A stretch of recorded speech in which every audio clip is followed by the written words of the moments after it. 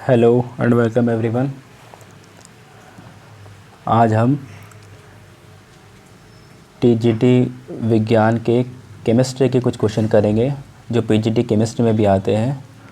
हम वही क्वेश्चन करेंगे जो बहुत ज़्यादा इम्पोर्टेंट है। अब मैं आपको वही क्वेश्चन कराऊंगा जिन क्वेश्चनों द्वारा मैंने प्रैक्टिस करी और मेरा सिलेक्शन फ़र्स्ट टाइम में हो गया।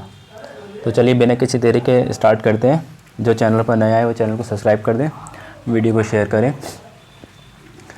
आज हम सबसे पहले एल्केन के बारे में बात करेंगे। एल्केन आपके एग्ज़ाम में लगभग एल्केन के 1 से 2 क्वेश्चन 100% आएंगे, और जो 2 क्वेश्चन आने वाले हैं 1 से 2 क्वेश्चन वो इसी वीडियो में मैं आपको करा दूंगा। तो चलिए स्टार्ट करते हैं। एल्केन, इसके बाद एल्कीन करेंगे, फिर एल्काइन करेंगे और बाकी टॉपिक्स करेंगे। तो चलिए सबसे पहले मैं आपको बता दूं एल्केन। एल्केन का जो जनरल फार्मूला होता है वो होता है CnH2n+2। आपसे इसका फार्मूला पूछ सकता है एल्केन का कि एल्केन का जनरल फार्मूला, सामान्य फार्मूला बताइए। दूसरा, एल्केन को हम पैराफीन भी कहते हैं, तो आपसे पूछ सकता है पैराफीन किसे कहते हैं, एल्केन को, एल्कीन को, एल्काइन को, या नन ऑफ दिस, इसमें से किसी को नहीं। तो आपको पता होना चाहिए एल्केन को हम पैराफीन भी कहते हैं। आगे जो इसके आइसोमर्स होते हैं एल्केन में वो मैं आपको बताऊं। आइसोमर्स से पक्का एक न एक क्वेश्चन हर बार आता है, तो मैं आपको बताऊं किसके कितने आइसोमर्स होते हैं। मैथेन, मैथेन का कोई आइसोमर्स नहीं होता। समावयवी, एथेन, एथेन का कोई आइसोमर्स नहीं होता। प्रोपेन, प्रोपेन का कोई आइसोमर्स नहीं होता। अब आता है इसके बाद ब्यूटेन।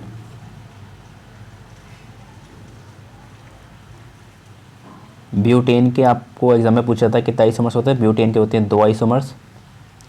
इसके बाद आता है पेंटेन, पेंटेन के होते हैं 3 आइसोमर्स। इसके बाद आता है हेक्सेन, हेक्सेन के 5 आइसोमर्स होते हैं, 5 समावयवी होते हैं। इसके आगे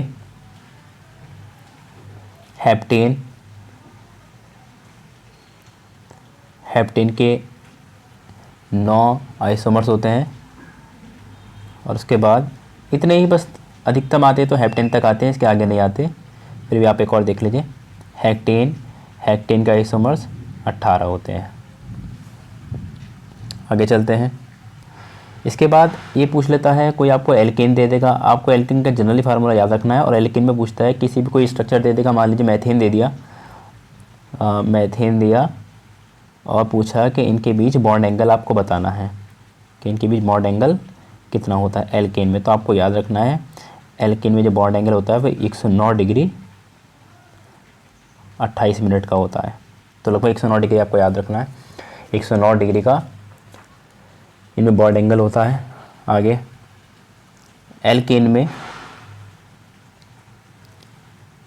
में जो कार्बन कार्बन बॉन्ड होते हैं उनके बीच की दूरी होती है 1.54 एंगस्ट्रॉम, और यही एल्केन में कार्बन और हाइड्रोजन के बीच जो बॉन्ड डिस्टेंस होती है वो होती है 1.12 एंगस्ट्रॉम। तो ये चीज़ भी आपसे पूछी जा सकती है। और आगे बात करें इसी में,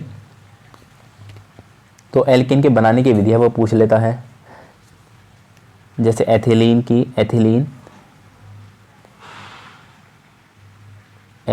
की रिएक्शन हाइड्रोजन से कराएं कौन से उत्प्रेरक की उपस्थिति में, तो ये भी पूछ लेता है। अगर निकेल उत्प्रेरक की उपस्थिति में कराएं तो एथेन बनता है।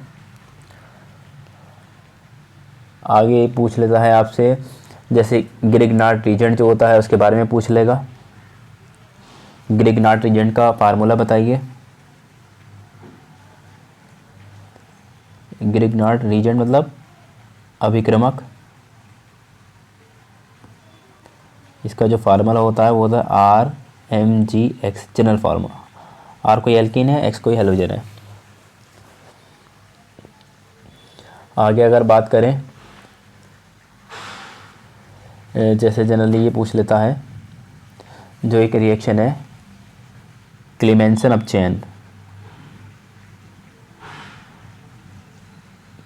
क्लीमेंसन अपचेन, जिसे हम क्लीमेंसन रिडक्शन भी कहते हैं, ये क्या होती है? जब एल्डिहाइड या कीटोन की जो अम्लगत जिंक है और हाइड्रोक्लोरिक एसिड की उपस्थिति में कराते हैं तो एल्कीन प्राप्त होता है। तो एक बार ये पूछा गया था, जैसे एल्डिहाइड लिया, एल्डिहाइड की रिएक्शन कराई हाइड्रोजन से और बना क्या?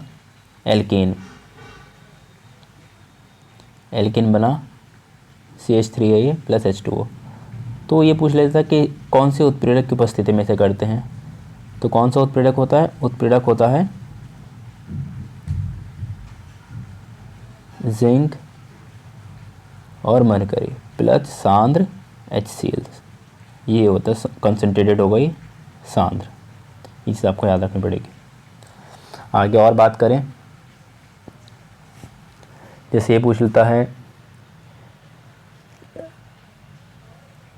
कि जैसे मैथेन होता है, या फिर प्राइमरी आपके हाइड्रोजन हुई, या सेकेंडरी हाइड्रोजन हो गई, या टर्शरी हाइड्रोजन हो गई, तो इसमें कौन ज़्यादा क्रियाशील होता है? तो सबसे कम क्रियाशील होती है मैथेन। उसके बाद होता है आपका प्राइमरी हाइड्रोजन, PH लिख देता हूँ मैं, प्राइमरी हाइड्रोजन। उसके बाद होता है सेकेंडरी हाइड्रोजन, और उसकी सबसे ज़्यादा जो एक्टिव होती है, रिएक्टिव होती है, वो होती है टर्शरी हाइड्रोजन। तो ये चीज़ आपको याद रखनी पड़ेगी। आगे केवल अगर आप ये वाले वीडियो देख लें तो एल्केन को इसके अलावा कुछ पढ़ने की कुछ ज़रूरत नहीं है। 1 से 2 क्वेश्चन 100% इसी वीडियो में से आ जाएंगे, क्योंकि जब मैं पढ़ कर गया था तो केवल मैंने यही टॉपिक पढ़े थे, और जब मैं आपको भी क्वेश्चन कराऊंगा केवल वही क्वेश्चन करे थे। तो लगभग 2 क्वेश्चन उसमें से आए थे और 2 के 2 मेरे हो गए थे। आपको पूछ लेता है कि जब एल्केन की हैलोजन के साथ रिएक्शन कराते हैं तो कौन सी हैलोजन एल्केन के प्रति ज़्यादा रिएक्टिव होती है? कौन सी हैलोजन एल्केन के प्रति ज़्यादा रिएक्टिव होती है? तो मैं आपको बता रहा हूँ, सबसे ज़्यादा होती है फ्लोरीन, उससे कम होती है क्लोरीन, फिर Br2 ब्रोमीन, फिर आयोडीन। तो सबसे ज़्यादा फ्लोरीन एल्केन के साथ अगर रिएक्शन कराएं तो ये एकदम रिएक्ट कर जाती है फ्लोरीन। तो फ्लोरीन सबसे ज़्यादा रिएक्टिव होती है एल्केन के लिए। आगे अगर बात करें एल्केन में, स्पेशली बात करते हैं मैथेन की। मैथेन का जो जनरल फार्मूला वो आपको पता ही है, CH4। मैथेन को हम मार्श गैस भी कहते हैं। पेपर का लेवल इजी रहता है तो पूछ लेता है मार्श गैस किसे कहते हैं, तो आपको पता होना चाहिए मार्श गैस किसे कहते हैं। मार्श गैस मैथेन को कहते हैं। मार्श गैस का एक नाम और है, वो है फायर डैम्प। फायर डैम्प, फायर डैम्प भी मैथेन गैस को ही कहते हैं, क्योंकि दलदली भूमि में पाई जाती है इसलिए इसे मार्श गैस भी कहते हैं। आगे एक बार ये पूछा गया था, जैसे मैथेन बनाते हैं तो जैसे प्रयोगशाला जो विधि है इसकी, उसमें किस किस का यूज़ करते हैं? तो जैसे मेथाइल आयोडाइड, और इसमें अपचायक होता है जिंक, और एथाइल अल्कोहल की उपस्थिति में इसकी रिएक्शन कराएंगे तो मैथेन बन जाएगा। आगे अगर बात करते हैं, जैसे एक है, ये पूछा जाता है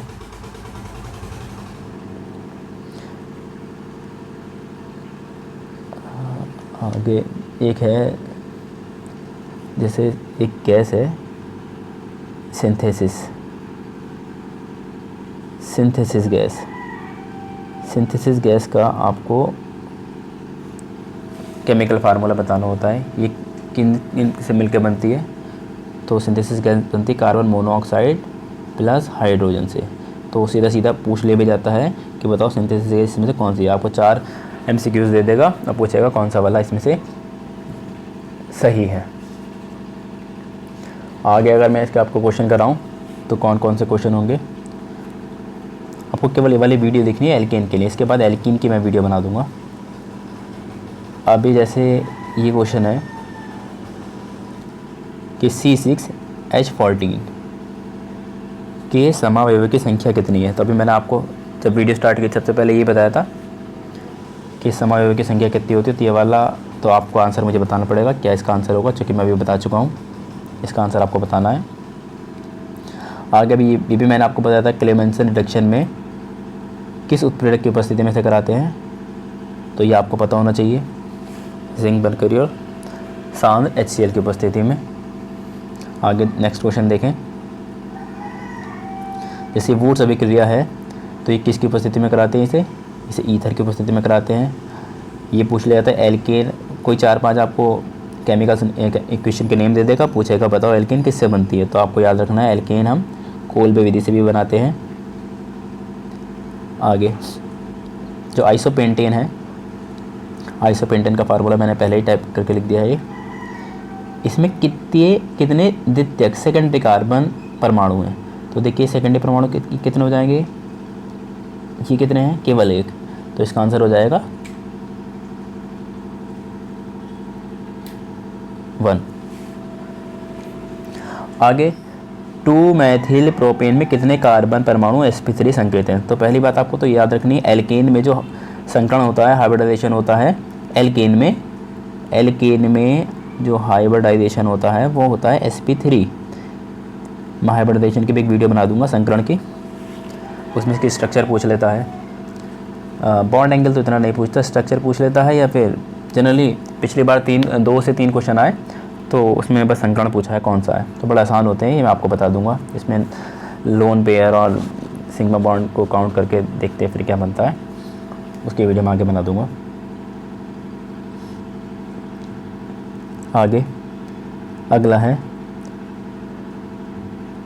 2 डाई मैथिल प्रोपेन, ये सॉरी पहले ये वाला करते हैं 13।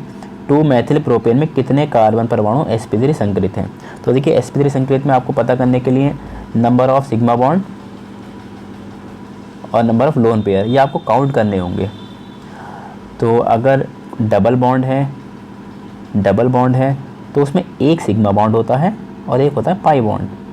अगर ट्रिपल बॉन्ड है तो उसमें एक सिग्मा और 2 होते हैं पाई बॉन्ड। तो चलिए इसमें मैं आपको बताऊं, जैसे ये है CH3 CH CH3 CH3 ये, तो इसमें मुझे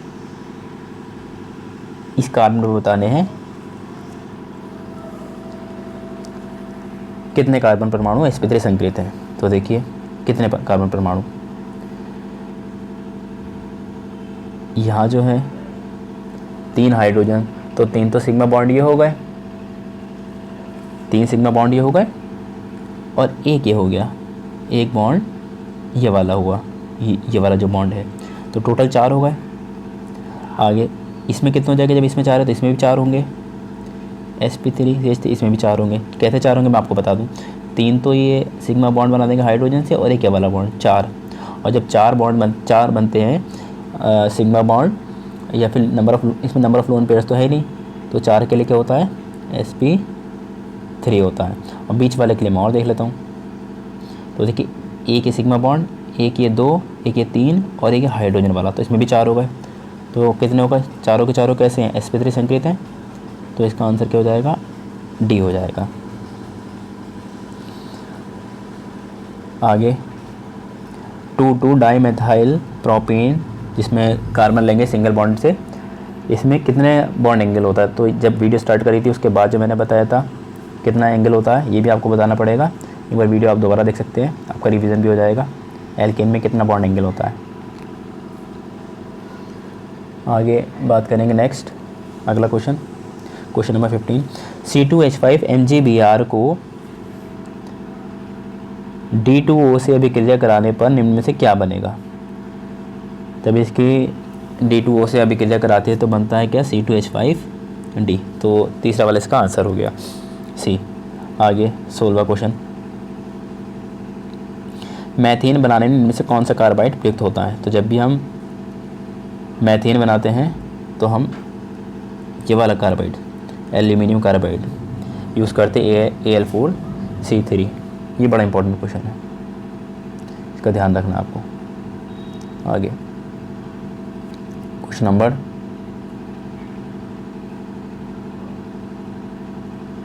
17। एसीटोन का प्रोपेन में अपचयन निम्न में से किस अपचायक द्वारा कराया जा सकता है? तो ये वाला भी मैंने आपको बताया था, जब एल्डिहाइड कीटोन लिया तो कौन सी उत्प्रेरक की उपस्थिति में, कौन से अपचायक की उपस्थिति में से कराते हैं? तो वह है जिंक, मरकरी और कंसनट्रेटेड हाइड्रोक्लोरिक एसिड। तो 20 द आंसर। आगे क्वेश्चन नंबर नेक्स्ट 18। एसिटिक अम्ल के सोडियम लवण को सोडा लाइम के साथ गर्म करने पर मुख्य उत्पाद बनता है। तो मुख्य उत्पाद क्या बनता है? बनता है वो मेथेन। आगे क्वेश्चन नंबर 19। देखिए बिना किसी देरी के जल्दी क्वेश्चन कर रहे हैं, कोई डाउट हो तो आप कमेंट्स में मुझसे पूछ सकते हैं। Question number next 19। Potassium acetate के सांद्र विलयन को विद्युत अपघटन करने पर एनोड पर बनता है। तो एनोड पर क्या बनता है? एनोड पर बनती है एथेन और कार्बन डाइऑक्साइड। आगे question number 20। Maithil magnesium iodide की ईथर विलयन में एथिल अल्कोहल से क्रिया कराने पर क्या बनता है? तो बनता है क्या? मेथेन। क्या बनता है? मेथेन। आगे question number next 21। Maithil iodide की ईथर के विलयन में सोडियम धातु से क्रिया कराने पर बनता है, क्या बनती है? Ethane. 20 the answer, C2H6। Next question number 22। Sabatier Senderens अपचयन किस अपचायक द्वारा कराया जाता है? तो ये कराया जाता है हाइड्रोजन और निकिल के अपचायक द्वारा, हाइड्रोजन या निकिल। मार्च गैस कैसे कहते हैं? जब वीडियो स्टार्ट करिए तभी मैंने आपको बताया था मार्च गैस कैसे कहते हैं। क्वेश्चन नंबर 23 ये आपको बताना पड़ेगा। 23। आगे बात करें कोयले की खान में, जैसे कोयले की जो खान होती है उसमें जनरली विस्फोट हो जाता है, तो जो विस्फोट होता है वो किस कारण होता है? तो जब मेथेन सीधी ऑक्सीजन के संपर्क में आती है या वायु के संपर्क में आती है तो एक विस्फोट होता है। तो कौन सा आंसर इसका होगा? आंसर डी, मेथेन जब वायु के साथ रिएक्ट कर जाती है। तो आगे क्वेश्चन नंबर 25। सिंथेसिस गैस है, तो सिंथेसिस गैस का जब वीडियो स्टार्ट करी थी तब मैंने आपको बताया था सिंथेसिस गैस कौन सी होती है। तो इसका एक बड़ा इंपॉर्टेंट क्वेश्चन है, ये आपको बताना पड़ेगा कमेंट में क्या है। इसका आंसर मैंने वीडियो की स्टार्टिंग में बता दिया है। तो अगर वीडियो समझ में आई है, कुछ डाउट रह गए हैं तो आप मुझसे पूछ सकते हैं, लेकिन डेफिनेटली गैनेट में आपको बता रहा हूँ इसमें से 2 क्वेश्चन पक्का मिल जाएंगे, जो मैंने एक्सप्लेन कराया और जो मैंने क्वेश्चन कराए हैं इसमें से 2 क्वेश्चन पक्का मिलेंगे। 2 क्वेश्चन का मतलब वो आपके TJT साइंस में स्पेशली 8 नंबर, कट ऑफ कोई ज़्यादा हाई जाने नहीं वाली। तो 2 क्वेश्चन जो आपके टॉपिक आसान है और ये जो टॉपिक आपको टफ लगते हैं उसमें सेलेक्टेड क्वेश्चन करके हम आसानी से सिलेक्शन ले सकते हैं। जो चैनल पर नए हैं वो चैनल को सब्सक्राइब कर दें, वीडियो को लाइक करें और शेयर करें। Thank you for watching. आगे मिलेंगे नेक्स्ट वीडियो में। Thank you.